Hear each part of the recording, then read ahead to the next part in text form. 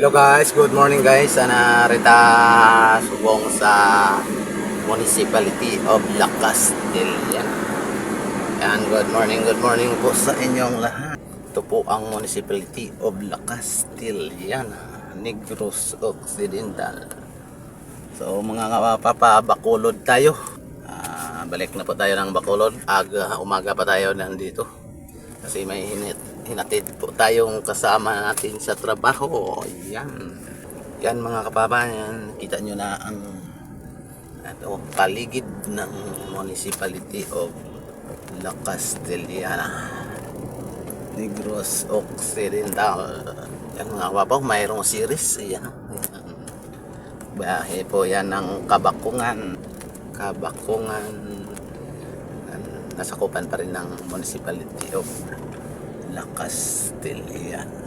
Yan, shout out na pala sa mga nakapunta na dito mga kababa.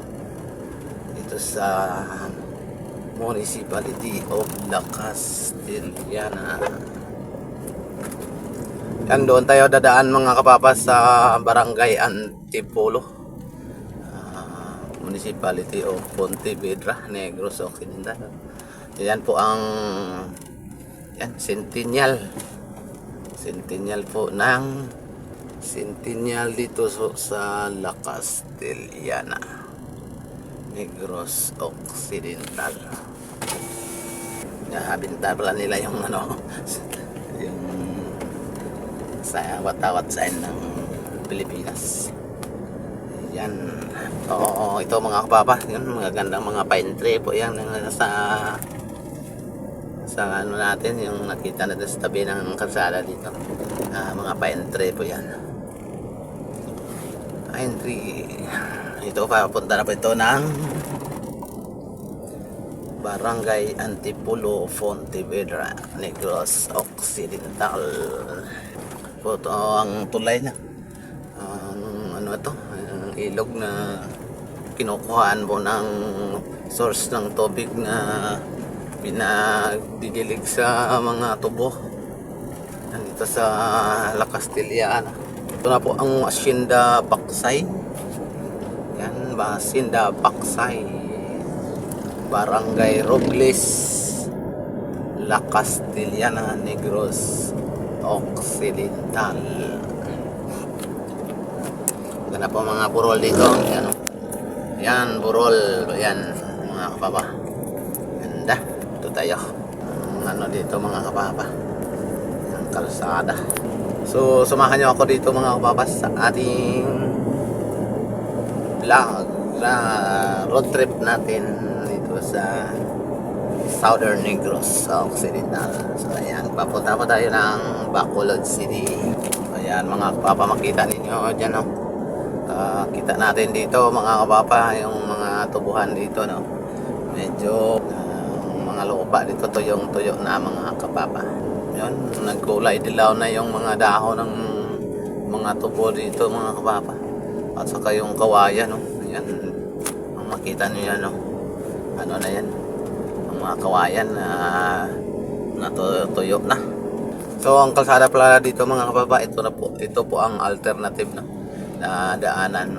Galing ka ng La Castellana, yan, daan ka ng Antipolo, Barangay Antipolo, tapos lusot ka ng Pontevedra, tapos pwede ka rin dito mga kapapa dadaan ka dito puntang La Carlota City. So para itong tawag Barangay Road yata ito, alternative po ito.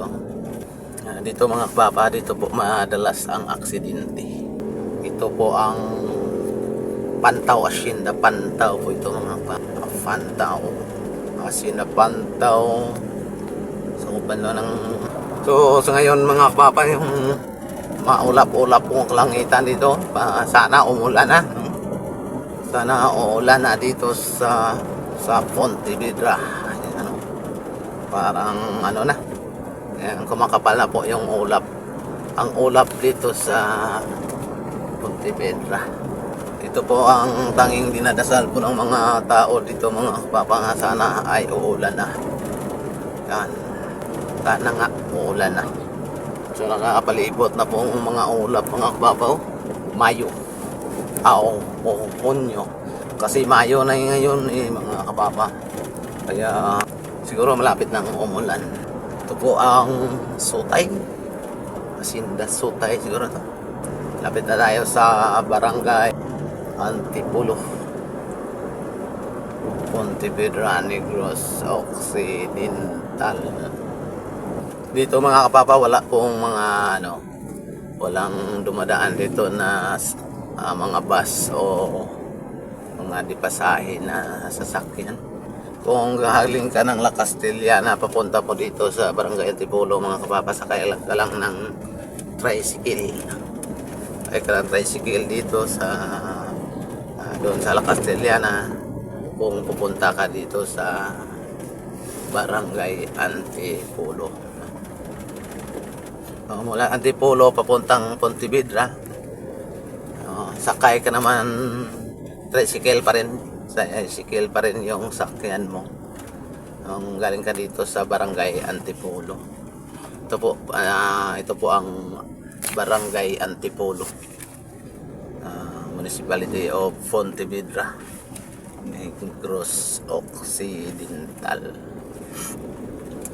Wala pong jeep or bus mga kapapang bumabiyahe dito. Mabibiyahe dito mga tricycle lamang mga kapapa. Kita niyo mga kapapa yung bubungan ng mga tricycle dito, yung mga tricycle ang lapad ng bubong mga kapapa. Parang isang plywood, no? Ang lapad ng kanilang bubong. Yan, tuloy-tuloy lang po tayo, ano? Punta na po tayo na nakalagpas na po tayo ng barangay Antipolo. So, ayan. Punta na tayo ng Municipality of Pontevedra. Napakaganda ng biyahe natin, no? Walang traffic, no? Kasi ngayong season na wala ng off season ng mga tubo mga papa, wala na tayong wala nang mga trucking, mga truck na kakarga ng tubo na masunda natin o makasalubong o kung hindi nga nakaparada sa tabi ng kalsada. So dito yan, maganda ang takbo ng sasakyan dito mga baba. Yan, napakahirap pag open season pa ng mga tubo mga kapapa, kasi sa ganitong oras mayroon tayong mga nasusundan na mga truck na tubo, trucking na may mga kargang tubo yan. So dito medyo chill ang biyahe mo dito, napakaganda. Dito parang uulan na.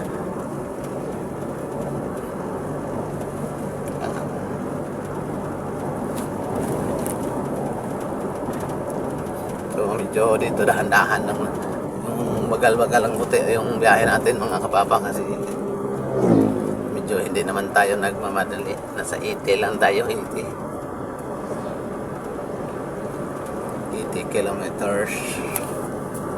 Mahirap na kapag sobrang mabilis.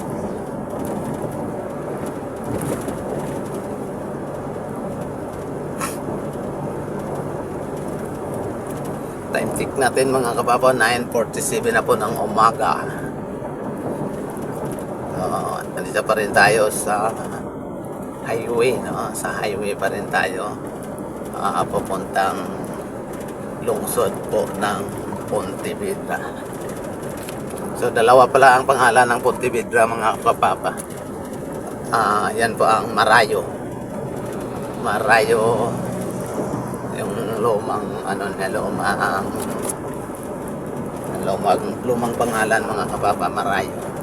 Yan, gandang daan dito. Pero kung maraming tracking mga kapapa, yan po ang sentral ng La Carlota. Oh. Layo. Yan.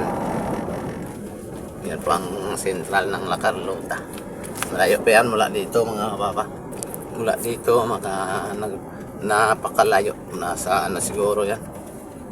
20 o 30 kilometers. Yan, ito pong sinasakyan nila oh. Yan, itong tricycle. Yan, biyaheng ano po yan, galing ng Antipolo. Carlota. Antipolo, La Carlota pala yan.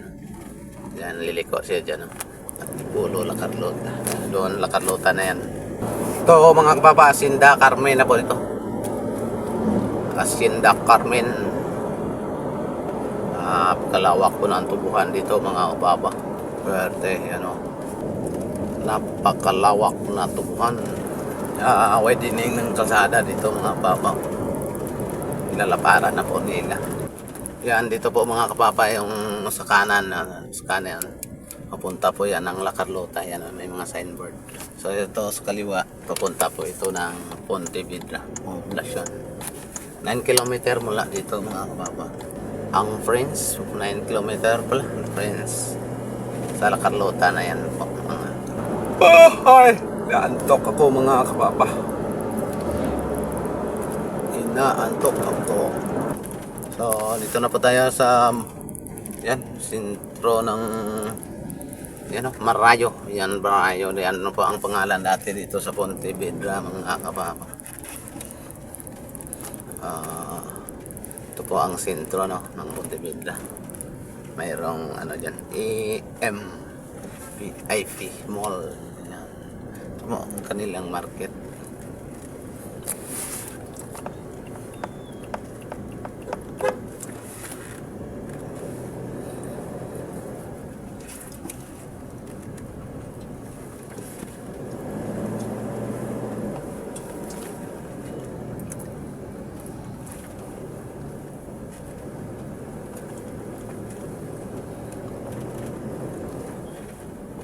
So, ito na po ang main road mga kapapa.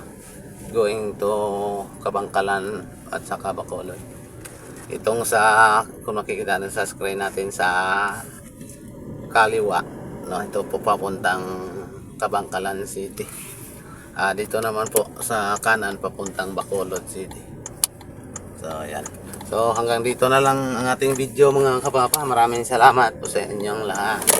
Thank you for watching guys. Shout out na lang po sa Team PGN3. Yan.